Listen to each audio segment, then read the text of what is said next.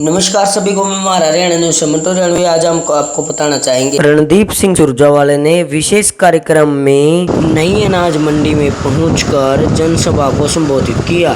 देखिए हमारी एक खास रिपोर्ट हमारा हरियाणा न्यूज के माध्यम से। बलजिंदर सिंह जी, मेरे भाई अश्वनी जी, आदरणीय हमारे बुजुर्ग चंद्रभान किठानिया जी, हमारी मंडी के प्रधान बड़े भाई राम कुमार गर्ग जी, हमारी पुरानी मंडी के प्रधान आदरणीय श्याम बहादुर जी खुरानिया, चेयरमैन साहब राजीव लाटका जी, मेरे छोटे भाई और एडिशनल मंडी के प्रधान सोहन ढुल जी, राइस मिल के प्रधान छोटे भाई सचिन जी, भाई रामनिवास मित्तल जी, आदरणीय जिंदल साहब, बीरभान जैन जी, श्रवण गोयल जी, दीपचंद गर्ग जी, भाई ईश्वर जैन जी, पूर्व प्रधान सुरेश चौधरी जी, आदरणीय जगदीश सिंगला जी, छोटे भाई देशराज जी, आदरणीय रामनिवास जैन जी,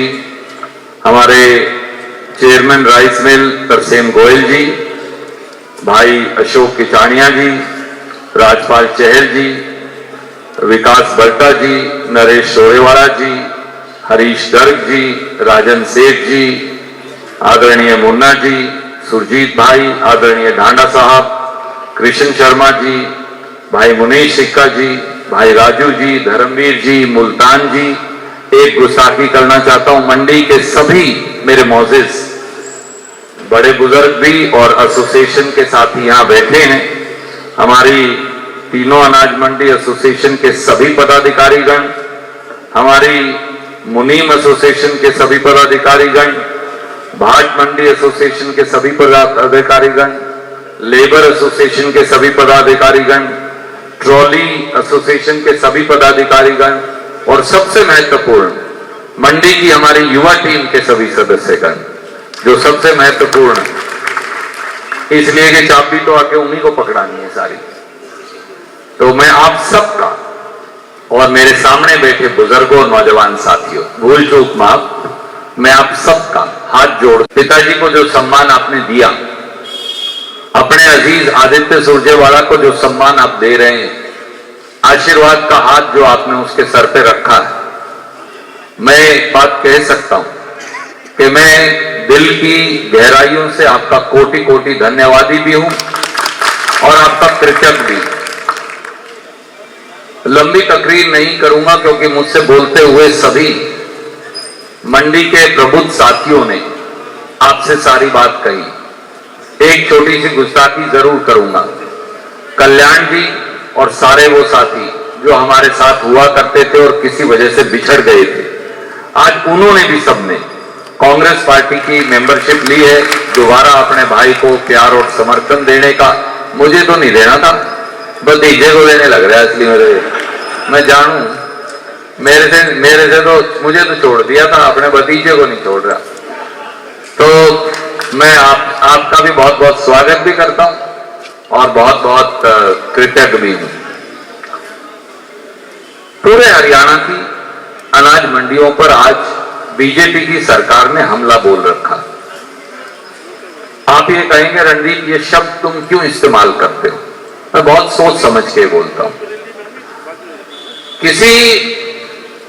किसी विशेष प्रोफेशन को खत्म करना हो, ट्रेड को खत्म करना हो, व्यवसाय और बिजनेस को रामगोपाल जी खत्म करना हो, उन पे अटैक कर दो, उनके धंधे पे, उनका बिजनेस बंद कर दो, सुभाष जी अपने आप खत्म हो जाएगा, कुछ नहीं बचना। इसलिए कि हमसे ये 10 लाख करोड़ का एग्रीकल्चर का व्यापार लेकर ये व्यापार अडानी और 2-3 और साथियों को देना चाहते हैं। मैं बात आज से नहीं कह रहा, शीशपाल आप लोग तो आज ये बात कहने लगे, मैं बात पंडित जी वर्षों से कहता आया हूं। इसलिए कि ये 10 लाख करोड़ का व्यापार हिंदुस्तान का सबसे बड़ा व्यापार है। मोदी का मॉडल मुझे तो समझ में आया हुआ था, वो बड़े व्यापारों पर कब्जा करता है एमसी साहब, और कब्जा करके फिर वो अपने 2-3 साथियों को पकड़ा देता है, बाकी नौकर बन जाते हैं। वो ये बार बार करता आया। उसने ये स्टील इंडस्ट्री में किया, उसने ये टेलीफोनों में किया, उसने ये सीमेंट इंडस्ट्री में कर दिया, उसने आईटी इंडस्ट्री में ये किया, पर सबसे बड़ा व्यापार जो है रुपये वो यहां जी। ट्रांसपोर्ट यूनियन वाले साथी भी आए, मैं उनका भी स्वागत करता हूं। थोड़ा लेट आए थे पर आप ऊपर आ जाइए, मैं सबका स्वागत करता हूं। आप आज ऊपर आ जाओ मंच पे। तो ये अपना व्यापार छीनना चाहते हैं, और जब तक मंडी में आड़ती है, जब तक मंडी में मुनीम है, जब तक मंडी में झराई करने वाला मजदूर है, तोलने वाले साथी हैं, जब तक मंडी में ट्राली एसोसिएशन है, जब तक मंडी में मजदूर एसोसिएशन है, जब तक सिलाई बुनवाई और लदाई करने वाले साथी हैं, ये हमसे ट्रेड छीन नहीं सकते। पंजाब और हरियाणा अकेले में ही 25 लाख परिवार, मैं बहुत सोच समझ के कह रहा हूं, 25 लाख से ज्यादा परिवार इस धंधे में लगे। पूरे उत्तर भारत में शायद 1.5 करोड़ परिवार हैं जो इस काम में लगे। ये हमसे ये ट्रेड वापस लेना चाहते हैं, और इस ट्रेड का आधा हिस्सा केवल पंजाब और हरियाणा के अंदर है, इसलिए ये हमला हमारे ऊपर बोल रहे हैं। ये 3 काले कानून भी इसीलिए लेकर आए थे, क्योंकि वो 3 काले कानून माध्यम थे उस ट्रेड को छीनने का। ट्रेलर सबसे बड़ा ढांड अनाज मंडी। आपको मैं छोटा सा उदाहरण देकर बताऊं, आप जानते हो, आप सर्वज्ञानी। ढांड में जो अडानी का साइलो है, उसको चलाने के लिए आज भी ढांड की अनाज मंडी पर ताला लगा रखा है। कोई बारदाना नहीं मिलेगा, कोई बोली नहीं होगी, कोई मजदूर को मजदूरी नहीं मिलेगी। साइलो पे क्या है, किसान को सीधा अपनी ट्राली साइलो के ऊपर उल्टनी है। उन्होंने बेल्टें लगा रखी है, ना मुनीम की जरूरत, ना मजदूर की जरूरत, ना ट्राली एसोसिएशन की जरूरत, ना आरटी की जरूरत, सबका धन्यवाद। ना झराई वाले की जरूरत, ना तुलाई वाले की जरूरत, ना सफाई वाले की जरूरत। तो किसी की आपने से जरूरत नहीं। हमारे भाई को मिलना था, वो सारा पैसा एक ही बंदे को दे देते हैं, उसका नाम गौतम अडानी। आपकी जरूरत नहीं रही। और ये इतनी बड़ी बड़ी जो मंडियां हजारों करोड़ की बनाई हैं, इनकी भी जरूरत नहीं। ये है बीजेपी का मॉडल। इसीलिए ढांड की मंडी पर आज ताला लग गया, पुंडरी की मंडी पे आधे से ज्यादा ताला लग गया। इस बार बारदाना नहीं दिया, बगैर बारदाना हम सिर पे तोल लांगे यार, भरांगे, सफाई करांगे। बगैर बारदाना क्या करेंगे? और जो बारदाना आने भी लग रहा है उसमें 135 ग्राम कम है, तो वो 135 ग्राम आपके ठुक जाता है। कुछ तो गीले से जब सूखा होगा तो वजन कम होता ही है, स्वाभाविक है। आप और मैं भी आड़ती हूं, मुझे पता है इस बात का। बाकी आपके ठुक जाना है, उसका वजन कम है। जब वजन कम है तो आपके लगेगा। 4 बड़ी बातें इन्होंने इसलिए की। नंबर 1, ये एग्रीकल्चर के ट्रेड को सर छीनना चाहते हैं 5 साल में। अगले कानून नहीं पास कर पाए, पर कानून ना पास करके अब चोर दरवाजे से ये आपकी रोटी पर आक्रमण कर रहे हैं। और कहीं मजदूर भाई ये सोचते हो ही नहीं कि पहला आक्रमण आपके ऊपर है, क्योंकि उन्हें मजदूरों की जरूरत नहीं है, उन्हें तोलने वाले की या मुनीम की भी जरूरत नहीं है। अडानी को क्यों चाहिए मुनीम? 3 आदमी चलाते हैं सर उसका साइलो, बस। तो आप समझ लो पूरी ढांड की मंडी की सारी दिन 3 बंदे जो हैं वो चला लेते हैं। तो हम बाकी लोग क्या करेंगे? उनकी परिवार की रोटी कहां से चलेगी? उनकी तो चली नहीं, तो सब खाली हो जाएंगे।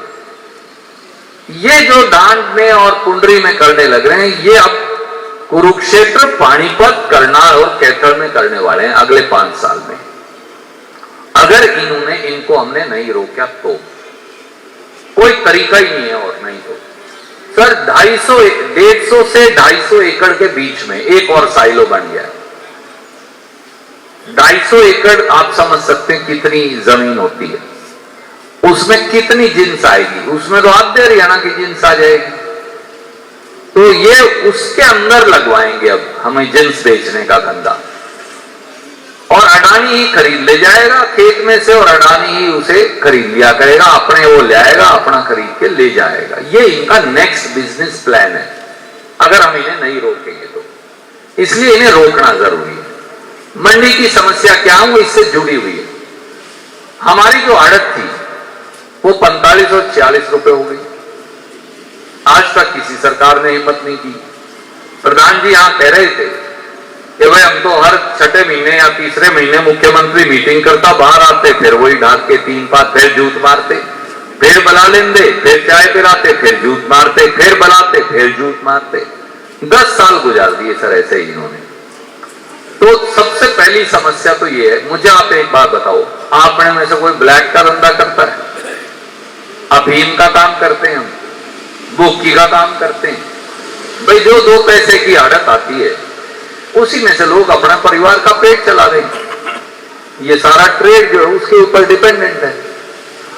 आपने वो आड़त काट के 45 और 46 रुपए कर दी। दूसरा, आप किसान से सीधे उसके खाते में पैसे जमा करवाते हैं। मंडी ने बार बार ये कहा, जो बात बड़ी वाजिब है, सर जो कहे मेरे सीधे दे दो उसके सीधे दे दो सरपंच साहब, पर जो कहे मेरे आड़ती के थ्रू रूट कर दो उसके तो रूट कर दो। ऑप्शन दो मुझे, मैं किसान हूं, मैं खेती भी करता हूं, मुझे ऑप्शन दे दो। मुझे आड़ती के थ्रू पैसा चाहिए, मुझे डायरेक्ट पैसा चाहिए। उसका कारण है सर, बैंक जो है कोऑपरेटिव बैंक, उनके पास पैसा ही नहीं बचा भाई साहब। वो तो लोन देंगे नहीं, लंबा चौड़ा कोई क्रॉप लोन तो अब है नहीं। जो नेशनलाइज्ड बैंक है उसमें कितना ही कहो वो कर्जा देते हो, देते दबाते हैं नहीं। बड़ी सालों की रिक्वायरमेंट है, जमीन ऋण रखो, ये रखो, वो रखो, 100 संकट है। आदमी को ब्याह के लिए पैसा चाहिए, छुच्छक के लिए पैसा चाहिए, हरी बीमारी के लिए पैसा चाहिए, कोई रिश्तेदारी के लिए पैसा चाहिए, कोई और घर में जरूरत हो, बच्चे को बाहर ही भेजना है उसके लिए पैसा चाहिए, कोई और गड़बड़ हो जाए उसके लिए पैसा चाहिए। आदमी आड़ती के पास जाता है, ला जी मुनीम साथी वहां बैठे हैं, मुझे इतने पैसे चाहिए, मैं आप मेरी फसल में से आप काट लेना, या मेरी 5 किस्तों में काट लेना। अगला कहता है भाई 12%, 13%, 14%, 10% ब्याज लूंगा, वो फिक्स हो जाता है, भाई खाते में लिखा जाता है, वो कट जाता है। अब अगर आपने पेमेंट डायरेक्ट कर दी तो मैं रुपये किससे लेने जाऊं? अगला दे ही कौन मुझे, तो वो गए ना भाई, तो पेमेंट तो मेरे डायरेक्ट जाए, मेरे रुपये कौन देगा उल्टे? क्यों राजीव? हाँ, मेरे तो मिलने ही नहीं पीछे उल्टे। तो इसने हमारा बैंक का जो रिश्ता है आड़ती से किसान का, वो खत्म कर दिया। तीसरी बात, अब घट्टी का एक नया धंधा इन्होंने शुरू कर रखा। अब की बार जो आपकी आड़त मिलने लग रही है, मुझे बताया कि घट्टी काट के देने लग रहे हैं। सही है जी? और कई करोड़ रुपए। आप ये बताइए, जब अपनी सरकार थी, सारी मंडी बैठी है, इलेक्शन में बहुत मुश्किल होता है ना कर रखा हो, मैं अफसरों को बुलाता था, कहता था एक आड़ती के ऊपर घट्टी नहीं लगेगी। कभी लगी हो बाबूजी बता दो। तो मेरी आपसे एक ही प्रार्थना है, रणदीप ने तो ये बात कभी कही नहीं, सरकार थी सरकार ना थी, अगर आप अपना व्यवहार ठीक रखोगे। रात्रि कह के जाता हूं, बहुत सारे साथियों की एक इच्छा है इस इलाके में कि एक बार हरियाणा का राज यहां लेके आना है। मुझे मालूम